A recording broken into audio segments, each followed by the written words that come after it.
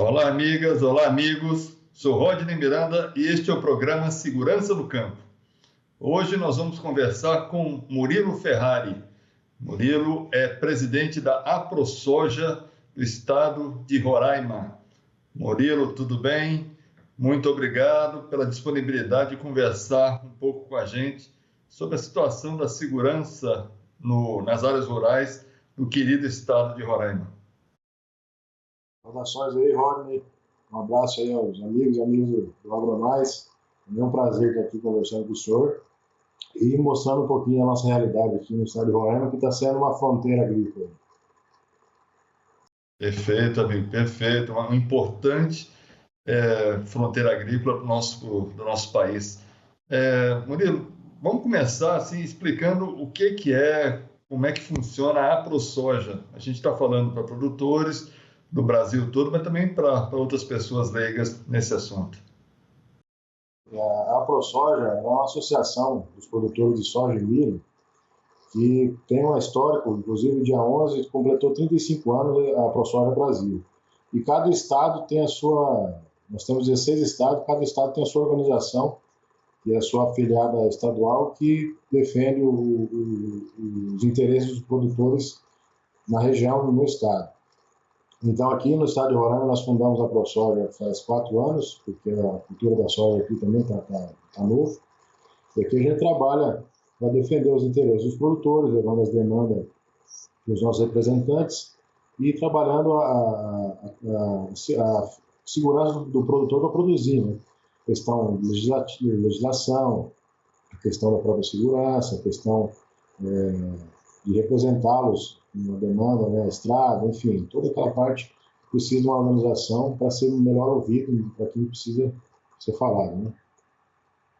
Perfeito. Me diz uma coisa, Murilo, aí também tem a questão da demarcação das terras indígenas, já é mais ou menos consolidada essa questão da Raposa Serra do Sol, que foi muito debatida alguns anos atrás. Como é que está aí essa situação hoje? Já está pacificada, não está? Como é que está? O estado de Roraima sofreu demais com essa demarcação da Raposa Serra do Sol, né? Quando aconteceu a demarcação, foi um prejuízo muito grande para os produtores de arroz que lá estavam e também para o estado, porque dificilmente a pessoa queria vir para cá com medo de novas demarcações, porque tirou pessoas produzindo das terras. Então, ficou por um tempo o estado esquecido. O pessoal ficou com medo de vir para cá. Aí foi pegando esse medo, foi acontecendo, começou o pessoal vir, com essa questão da titulação das terras, que a União passou para o Estado, e hoje a gente tem uma segurança jurídica pelo trabalho que o governo vem fazendo, o pessoal começou a vir. Só que agora, recentemente, uns 2 anos atrás, mudou o governo, né? Esse governo que está agora, ele é pró-demarcação, então começou novamente esses fantasmas assombrar a gente aqui, e o Brasil todo, né? O Brasil todo hoje está sendo ameaçado com novas demarcações. A gente acompanha aí que o Congresso aprovou essa lei do marco temporal, mas está em discussão no STF, então ainda nós temos esse medo de ter novas demarcações, né? Imagina, um estado que tem 46% do território dele terra indígena, então não cabe mais uma terra indígena. Então a gente, hoje os nossos parlamentares, os nossos senadores e os deputados federais, eles não querem uma demarcação, mas uma coisa que do executivo, uma canetada ali pode acontecer. Mas a gente está em cima, justamente no trabalho da AproSoja, está acompanhando isso aí, está levando essa demanda para os parlamentares, mobilizando a sociedade, que é prejuízo. Hoje, 46% do estado é área indígena, e você vê a condição que os índios estão vivendo, é uma condição miserável. Então não adianta, eles não precisam de terra, eles precisam de dignidade, precisam de estudo, precisam produzir naquelas terras. Então, é uma questão que o Brasil inteiro hoje está sofrendo com esses fantasmas aí de nova demarcação. Concordo plenamente com o que você está falando. E olha, assim, ser leigo em algumas situações pontuais do Estado, eu imaginava que era 1/3 do Estado, quer dizer, quase metade do Estado hoje é essa reserva. Você tem ideia de quantos indígenas foram beneficiados por essa bondade, vamos colocar assim, com chapéu alheio, como falavam os antigos, né, por parte do governo federal? Olha, Beneficiou quantos? Beneficiou quantos, mais ou menos, quantos indígenas? Só o senhor fala no geral? A população indígena que ocupa hoje essa reserva. Eu não vou saber te falar exatamente, mas pode ter certeza que é muito pouco em relação à população do estado. Nós temos um estado com quase 700 mil habitantes, acho que em torno de uns 20, 30 mil indígenas. Eu acredito que está nessa faixa aí, não chega aos 50 mil. Então, assim, é muita área para pouco indígena e esses indígenas eles estão em condições miseráveis. Tanto é que precisa toda hora o governo está dando auxílio para eles porque eles não conseguem fazer nada. Então é uma questão muito complicada de ser discutida, porque só vendo o que está acontecendo aqui para você ter uma noção do que esse povo está passando por aqui. Né? A gente até acha que é um interesse externo, porque onde tem minérios, tem área indígena. Então é uma coisa mais embaixo, uma coisa mais nebulosa aí para a gente começar a discutir esse negócio. E a gente tem debatido muito essa questão do marco temporal. Alguns dias atrás eu entrevistei o nosso presidente da Federação de Agricultura e Pecuária aqui do estado de Goiás e vice-presidente da FAEG, o Zé Mário, que inclusive acho que tem propriedade aí em Roraima também, pelo que ele tinha me falado. E a gente conversamos muito sobre essa questão da instabilidade jurídica, que é o que você falou, né, que voltou agora com esse atual governo federal, questionando, quer dizer, o Congresso Nacional, que é o responsável, né, pela legislação do nosso país, fixou o marco temporal, Constituição de 88, perfeito, a própria Constituição, né, já tinha fixado, aí o STF vem, derruba, assim, numa posição na minha opinião, de arbitrariedade, né? E aí vem o Congresso, aprova de novo, e agora o Supremo, de novo, com apoio de partidos de esquerda, de movimentos, inclusive do exterior, você colocou muito bem também isso, né? Que quem tem interesse em que a gente não seja...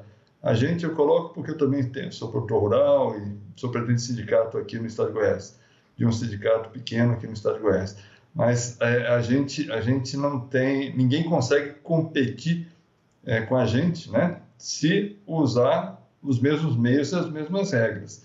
E aí eles ficam com essa questão ambiental, indígena, quilombola, enfim, para atrapalhar, não os produtores, né? Para atrapalhar o país. Porque o agro hoje é a grande locomotiva do país. E vocês são um exemplo muito, muito latente disso, né? Porque vocês têm que enfrentar, que vocês já deram, né? Tiveram que dar metade do Estado, praticamente, para uma... E aí eu não estou nem discutindo aqui, Murilo, se tem direito, se não tem, povos originários, essa história. Eu estou discutindo aqui, é o que você colocou, o pano de fundo disso. Né? O pano de fundo disso. E, assim, não beneficiou eles, pelo que você está falando, né? Porque não adianta dar essa enormidade de terra e não dar condição de sobrevivência para eles. E dizer que eles, não, agora eles vão voltar a viver da pesca, da caça. No século XXI não dá para aguentar. Então, assim, as pessoas ficam decidindo isso de longe, de Brasília, ou sei lá de onde, né? E afetando a toda uma população trabalhadora, honesta, séria, que é a população do estado de Roraima. Os indígenas, eles são miseráveis mesmo. É o pior município com mais analfabetismo do Brasil é o município de Ubiramutã, aqui, que está dentro da reserva Raposa do Sol.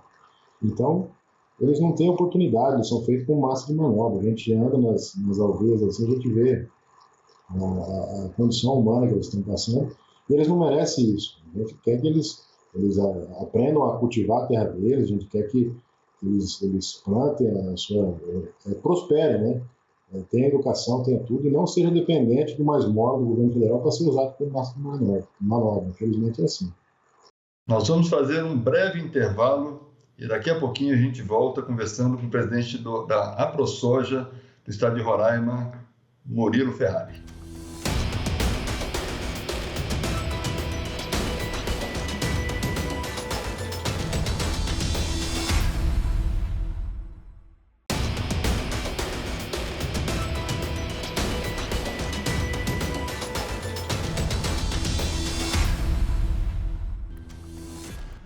O Segurança do Campo está de volta. Hoje nós estamos conversando com Murilo Ferrari. Murilo Ferrari é presidente da AproSoja do estado de Roraima. Murilo, a gente conversava no primeiro bloco sobre a situação dos índios, a lamentável situação hoje dos índios que foram, em tese, né, beneficiados com esse assentamento, com essa reserva, né, a criação dessa reserva pelo governo federal, unilateralmente pelo governo federal, denominada Raposa Serra do Sol. Então, hoje eles ocupam metade do território de Roraima e, mesmo assim, vivem em condições de subsistência muito, muito complicadas. E isso, logicamente, que tem reflexo no estado todo, né? Quer dizer, cria uma reserva que deveria ser cuidada pelo governo federal, ou apoiada pelo governo federal, e não dá a mínima condição de subsistência deles. Mas vamos mudar um pouquinho a pauta, né? E conversar um pouquinho sobre a segurança pública, né, estadual, das áreas em que os nossos produtores rurais, você à frente dessa instituição importantíssima, né, produzem o sustento não só do estado de Roraima, mas também do resto do país. Como é que é essa relação dos produtores rurais, principalmente com as polícias militar e civil e a Secretaria de Segurança do Estado? Aqui, graças a Deus, a gente tem uma polícia militar, uma polícia civil bastante proativa e resolutiva. Nós não temos o que reclamar em relação ao campo, essa segurança, essa falta de segurança. Nós temos completamente suporte deles. Quando nós temos algum pedido, alguma solicitação, somos atendidos rapidamente. Então, se tratando do Estado aqui, não temos que reclamar. O governo atual ele é bastante pró-agricultura. Ele quer que esse Estado se desenvolva com a agricultura e com o empresariado. Então, a Polícia Militar e a Polícia Civil tem sido uma parceira nossa no campo. Mas nós estamos falando de um Estado que tem mais da metade da área institucional federal, né, na relação às áreas indígenas. E nas áreas indígenas está acontecendo um fenômeno que o Comando Vermelho, as organizações criminosas estão tomando conta do garimpo, explorando ilegalmente os minérios e também traficando droga, né? Então é uma questão muito... O governo federal está falhando conosco aqui nessas áreas que eles deveriam cuidar. Presidente, nós falávamos no bloco passado da questão da Raposa Serra do Sol. Você me falou do bom entrosamento que vocês têm com a Polícia Militar, com a Polícia Civil, enfim, com o governo do Estado apoiando, isso é muito importante, mas temos complicadores muito sérios. Então, assim, só para a gente explicar direitinho para aqueles que não estão nos acompanhando, né? Metade do Estado hoje pertence à reserva, né? A reserva federal. Então, em tese não, né? Legalmente, quem toma conta dessa reserva são Polícia Federal, Polícia Rodoviária Federal, as forças policiais do governo federal e, em alguns casos, até por conta da fronteira, do Exército Brasileiro ou as Forças Armadas Brasileiras. Então, e você me relatava da presença do Comando Vermelho, que é uma facção criminosa nascida no estado do Rio de Janeiro, mas hoje com tentáculos tanto em todo o território nacional e até em outros países, né? Países fronteiriços do Brasil, dessa fronteira seca que nós temos ao oeste do país, né? E está havendo conflito. Aliás, vamos mais um pontinho que você colocou que eu também quero fortalecer. A questão das reservas minerais existentes, principalmente nas terras indígenas, que hoje estão sendo exploradas por facções, por criminosos. Enfim, é uma situação complexa e que foge da esfera estadual, correto? Sim, o que acontece? O que acontecia, né? Existiam várias pessoas de vários estados, até aqui do próprio estado, explorando ilegalmente esses minérios em áreas indígenas. Mas eram pessoas que estavam lá com o seu ganha-pão, com o seu barquinho lá, explorando ouro, explorando algumas outras minérios, mas estavam ilegais. Mas não eram pessoas que andavam armadas e muito menos faziam mal a ninguém. Só estavam fazendo extrativismo ilegal pela falta de oportunidades que o norte tem, né? Acontece que depois que assumiu essa administração, o governo Lula intensificou as operações para retirar esse pessoal dali. Então morreu muito garimpeiro, vamos dizer assim, garimpeiro que não é inocente, um garimpeiro que estava lá buscando oportunidade. E o que aconteceu? Quem tomou conta desse garimpo agora é a facção criminosa, porque não tem medo de polícia, não tem medo de nada. Eles estão lá dentro lá e se for a polícia lá, eles vão trocar tiro, vão morrer, mas não estão nem aí. E com isso, está perto da fronteira da Venezuela e vão estar traficando droga. Então, essas pessoas de bem que estavam lá estourando minério para o seu ganha-pão, saíram de lá expulsos do governo federal e quem assumiu lá foi o Comando Vermelho, porque não tem medo, não respeita a justiça, não respeita nada. Então, esse é o cenário de Roraima nessas áreas indígenas. A gente vê crescentemente o Comando Vermelho tomando conta aqui da situação. E, além disso, nós temos a nossa lei de imigração muito flexível. Nós estamos tendo uma imigração venezuelana, questão de 500 a 1.000 pessoas por dia cruzam a fronteira aqui, e nisso está vindo pessoas ruins também. Então, existem até facções criminosas aqui na nossa cidade, na nossa Boa Vista, fazendo crimes. Então, assim, é uma questão federal, essa questão das fronteiras, e acaba vindo muita gente ruim. Então, a criminalidade do Estado se baseia nisso aí, né? Não tanto no campo, porque a Polícia Militar e a Polícia Civil atua bastante, mas a gente já vê casos isolados dessas facções, principalmente em bairros menos privilegiados, matando entre eles. Até esses dias teve um cemitério ali em Boa Vista dos venezuelanos, tinha mais de 10 corpos enterrados lá no meio da cidade. Então a gente estava começando a ver esses fenômenos, isso tudo por falta de uma rigorosidade na fronteira do Brasil e também na fiscalização em torno dessas reservas aí. E a gente tem que denunciar, sabe, presidente? Tem que denunciar, tem que bater, tem que cobrar, né? E ainda bem que o Congresso Nacional tem se colocado de uma maneira bastante firme, né? Não só a FPA, mas também vários deputados e deputadas, senadores e senadoras que estão lutando contra isso, e instituições como as AproSojas, como as federações da agricultura e pecuária, com a própria CNA, que tem dado um suporte muito grande para todos nós nessa questão. Mas, assim, é importante a gente denunciar isso. Quer dizer, crise migratória, facção criminosa, tudo isso por conta de um movimento absurdo que assim, querem justificar como para resgatar a história, né? No caso das comunidades originárias, mas está colocando todo mundo na mesma vala, e numa vala de crime, numa vala de miséria, e numa vala que não vai se sustentar, assim, se não for tomada uma postura muito, muito forte, muito rígida em relação a isso. O senhor concorda comigo, presidente, ou pode discordar? Isso aqui é um bate-papo de informação para os nossos produtores. Com certeza. Imagina um estado que o estado é maior do que o Paraná. O estado de Roraima, ele territorialmente é maior do que o Paraná. 66% é área que não pode se mexer, área de preservação. É uma imensidão de floresta amazônica aqui que nós temos que a gente não sabe. E não é difícil até de fiscalizar. Então, para você teria que ter pelo menos uma base do exército lá dentro, alguma coisa, um investimento efetivo, não fazendo essas operações que eles fazem ali para enxugar o gelo ali, mas o crime está ali dentro.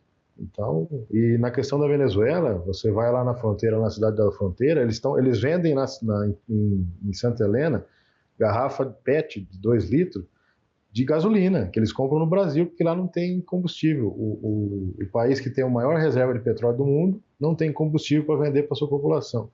Então, essa questão, eu gostaria de cada um que se tendesse para a esquerda, que tem essa visão apaixonada pela esquerda, desse uma passeada aqui e conversasse com essas pessoas que atravessam a fronteira todo dia para ver o que o país era, o que virou. Um país muito rico, virou em nada. Então, essa nós temos aqui, por isso que nós somos uma maioria de direita aqui, porque a gente vê de perto aqui essa questão da ideologia aí que afetou a Venezuela e está afetando o Brasil, querendo ou não. e sofre na pele, né, presidente? Sofre na pele isso, né? Porque acaba atravancando tudo. Você estava colocando aí, eu estava lembrando que eu também, algum tempo atrás, eu entrevistei o comandante-geral da Polícia Militar do estado vizinho, do Pará, que também tem um território imenso, né? E ele me falava lá que mais de 70% do território do Pará, quer dizer, o Pará é um país dentro de outro país, né? 70% do território era de reserva ambiental, de áreas indígenas, enfim, somente 30% que hoje está liberada para produção, né? Para produção, para produtores, para as pessoas de bem daquele estado. E aí a gente comentou, né? Eu comentei que eu acho que é uma coisa que serve muito para aí, porque a gente está falando de índio, mas tem a questão ambiental também, né? Que é usada e abusada por esses grupos, né? Esses dias eu ouvi uma frase, eu tenho ouvido com frequência de esquerdopatas, né? E aí tem pessoas que acreditam no que estão fazendo e tem pessoas que, erroneamente, né? Mas acreditam no que estão fazendo e pessoas que se usam ou usam disso para prejudicar os outros, né? Mas ele falando assim da questão dos incêndios, né? Dos incêndios, quer dizer, 70% do estado hoje é de reserva federal e mesmo assim quando tem um incêndio culpam o produtor, né? É a mesma coisa aí, o garimpo ilegal é uma coisa que tem que ser combatida e tal, por conta principalmente das questões ambientais, mas também por questão de proteção de divisas. E geralmente aquele humilde que vai lá tentar produzir é o culpado. Agora, quando bota a facção, não é, né? Então, enfim, os pobres coitados que estão fugindo lá da Venezuela por conta dessa repressão política e social que existe, não, vamos fazer silêncio com relação a isso. Mas o estado de Roraima tem que se virar para cuidar dessa população e aí acabam ficando marginalizados e muitas vezes são cooptados por essas facções para cometer crimes, para fazer maldade. Mas vamos mudar um pouquinho assim. E a Guiana? Guiana parece que eu tive aí, eu vi essa realidade, então eu estou falando também com muita tranquilidade. Eu tive aí com o presidente Silvio e fiquei uns 3 dias aí e vi o que você está relatando para todos nós aqui, eu vivenciei, não é? Mas também tinha uma perspectiva à época muito boa do estreitamento de relação comercial com a Guiana. Como é que está essa questão e se isso tem trazido benefícios para a população de Roraima?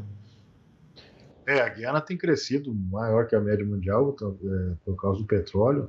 A gente está vendo bastante movimento lá em Georgetown e está sendo construído um asfalto até Georgetown, que liga Boa Vista a Georgetown, em torno de 700 quilômetros.